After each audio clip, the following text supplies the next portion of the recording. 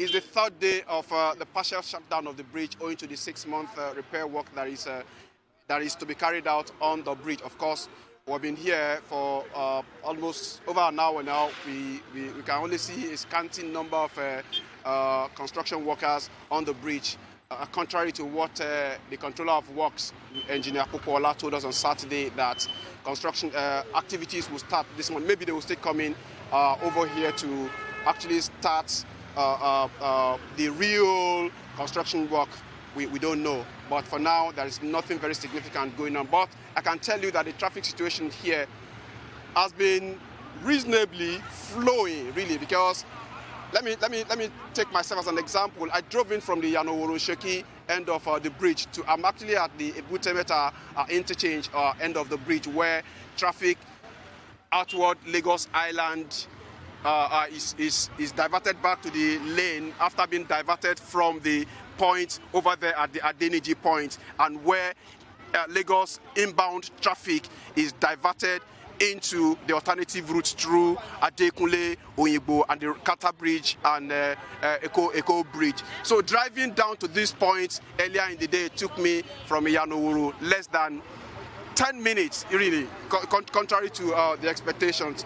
And that's against what we saw actually on Saturday, where the commuting time was very, very long because of the teething problems encountered, by everybody, the officials, even the governor of the state, Mr. Abajide Sanwo-Olu, was caught up in the traffic, and we joined this convoy, and it took us quite a long time from the Adeniji end to get to this particular point. So commuting down here this morning was relatively okay, and about 10 minutes ago, this is about 20 minutes after 12, about 10 minutes ago, the traffic management officials here, including LASMA, the GM of LASMA is here. We're going to be talking to him very shortly, and his men. They've started the diversion point, and the traffic inbound Lagos Island from the mainland is being diverted into Adeniji, onto Oyigbo, Kata Bridge, and the rest of them. So that's the situation here for now. Okay, but now I want to find out from you, because I actually plied that particular bridge on Saturday and Sunday with my bike, just trying to see what it is like.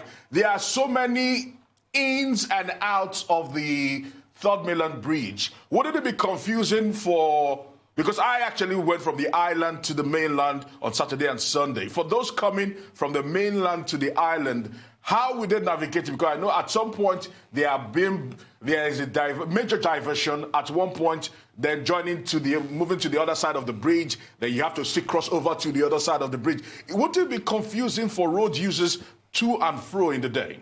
For now, the part of the bridge that is going to be on a shutdown is the Adeniji end down to the Ebutemeta end for now. And in fact, I gather from some of them that section is not going to be open at all throughout the repair period, except anything changes. So if that's what you're saying, I guess, like the governor told us on Saturday when we interviewed him, because like I told you, he was caught up in these two, and we had to take him and ask him his opinion and what he felt about the whole situation. It was like it's an initial challenge that they'll go back and review, go back to the drawing board like we normally say around here, review and tweak the procedure if need be. And in the next few days, we are going to see an improvement. The whole idea is for everybody, according to the governor, to realize that there is a challenge, and we all need to actually exercise patience on the part of those who are managing the traffic and on the part of the motorists themselves. If you don't mind, Aaron, I will be bringing in the GM of LASMA, Mr. Olajide, to actually explain some of the things, some of the happenings and the situation here to us. All right, why not? As we entered the day 3 of this partial shutdown of the Third Mainland Bridge. All right. Mr. Olajide, thank you very much for joining us on Arise. Thank you. It's a live telecast we're carrying out here. Yes. Let's ask you. Saturday was the first day of the shutdown, and the experience for majority of the motorists wasn't that palatable. Even the governor himself was caught up in it. Yes. 2 days after, I wasn't here on Sunday, so I won't be too. I'm not too sure of what happened, but the report I got was equally chaotic. But this morning, there was some kind of improvement. Are we beginning to get it right? Yes, of course. We did get it right even from Saturday.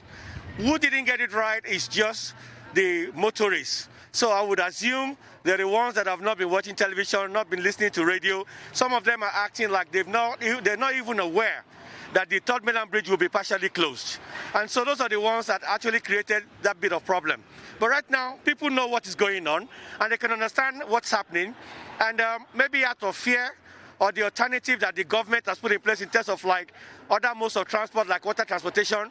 So a lot of people have decided, from the reports that I got, they decided to use water transport as an alternative rather than come on the Third Mainland Bridge. But what we're saying to the public is, the Third Mainland Bridge is opened from 12 midnight to 12 noon. Okay?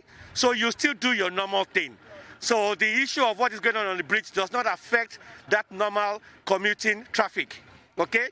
Now it changes from about 12:10, which means you'll still be able to use the Third Mainland Bridge, but you would be forced to exit at Adekunle interchange. All right? So the movement and the switchover is seamless. Now we're waiting for 1 p.m. We're going to switch over for those coming from the island to use the Third Mainland Bridge to go towards mainland. However, I've been stressing all day, the traffic intending to go to Ebutemeta or Yaba should not come on the Third Mainland Bridge. I repeat, any motorist coming from the island wishing to use the Third Mainland Bridge to go to Ebutemeta or Yaba should not come on the Third Mainland Bridge. What they need to do is to turn right at Ilubiri going towards Kata Bridge and go to Ido and Oyigo and access Ebutemeta and Yaba. Let me ask you this for you. Sure. The argument from majority of those motorists, because we were there actually before that 12 noon, 12 midday time, reopening diversion reopening time that that was supposed to happen. And the argument from majority of the motorists was that the alternative route that they were being diverted to was not in a good shape. That the reports they were getting from there was a gridlock, there was standstill of traffic, that they would rather just wait on the Kata Bridge junction until the diversion will take place than going into those alternative routes. And even this morning, moving from here down to Igbo, what we learned is that some of those junctions there, traders and other vehicles are parked and they are impeding traffic flow. What are we doing about this? That is just story. I just came through the same route. So whatever that story is absolutely incorrect. I have just driven past it. Ido is clear. Oyigo is clear. Right? There are 2 lanes on that road, and the 2 lanes are being maintained. The bottom line is, if there is volume of traffic, normal volume of traffic, because people have the freedom of movement, then there will be traffic because the volume is higher than the supply of roads.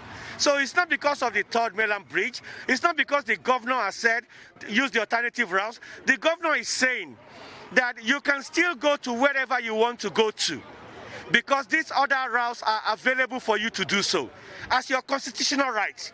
The governor did not promise that there will not be any traffic.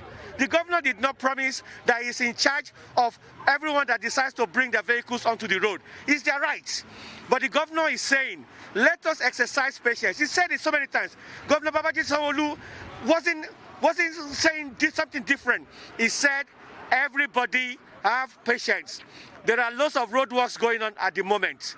We know it is necessary. It is not government trying to put pain, but we need to repair the roads, the ones that came upon us just like that. But if you're talking about palliatives, resurfacing roads for this level, the government has done all that. A lot of work has been done. Even the traffic that happened over the weekend was as a result of trying to get those routes ready for us for normal working day, which is today. Yeah, we really don't have enough time to actually now. This is a continuous conversation. Before we go, I'll ask you this question. 650 last mile personnel was supposed to be deployed for this. Yes. We don't seem to see many of them around. Are they still deployed? Hold on a second. When we say 650 last mile officers, no one said, and I didn't say, that they are coming to come and stand on the bridge. All right? Last mile officers do not need to come and congregate on the bridge. Number one. Number two, we have 3 shifts because we're going to be working 24/7.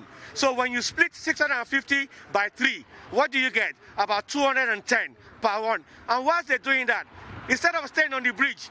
So LASMA officers at TOKUNBOH, they're at Ido, they're at Costain, they're at Adeniji Adele, they're at Osborne. They're all over the place because that is where traffic is coming. So if anyone is expected to come and see 650 LASMA lined up on the third bridge, tell them that they should speak to the general manager of LASMA, that is not the correct situation. Even if I stand there, I represent all of LASMA. And I'm enough to make sure that this place works well. So the 650 is not something that we should be talking about right now. Just report to us where they have intersections and LASMA is not there, then we deal with it. But we are on the ground across Lagos State. Thank you very much, DJ of LASMA, for talking to us on this live telecast on Arise News. We'll be talking to you very shortly again to give us more situation report as things progress here. No problem. Thank you. To you guys in the studio, you heard it from the man in charge of the traffic control personnel here in Lagos, and they've been ensuring that, according to him, they've been ensuring that there is traffic flow all over on the third mainland and even on the alternative routes. Let me tell you before I go that averagely there is there are about 170,000 vehicles that ply this bridge on a daily basis.